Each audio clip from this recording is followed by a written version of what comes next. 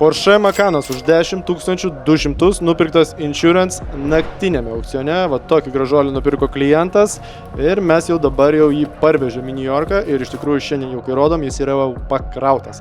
Toks gražus, pilno labai salono, pilnos komplektacijos, matėt, kad sėdynės yra tos pačios pilniausios, oda apsiūta panelė, labai gražus rudas, toks tamsiai salonas, labai praktiškas, aš jau tą mėgstu paminėti kiekvieną kartą, kai jį pamatau, ant jo labai nesimato jokių pažeidimų, pabrėžimų, rudas salonas yra labai geras dalykas, kai mašina yra šiek tiek senesnė.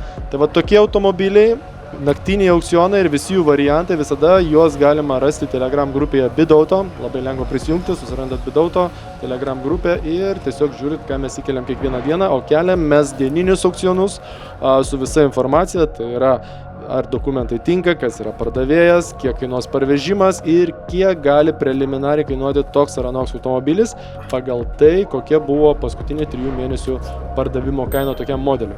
Šitas Porsche Macanas, matot, užsiveda, viskas su jo tvarkoje. Naktiniai aukcionai, dar priminsiu, kad turi rezervą. Tai rezervas yra būtina pasiekti suma, kurią reikia pasiekti aukcione, kad laimėtumėt ir jum atiduotų pardavėjas šitą mašiną. Jeigu jūs nepasiekite rezervo, pardavėjas mašiną išstato į gyvą aukcioną sekančią savaitę. Ir tada jinai prasiduoda, kaip mes matom, žymiai brangiau. Tai Porsche jau iškeliavo į Klaipėdą.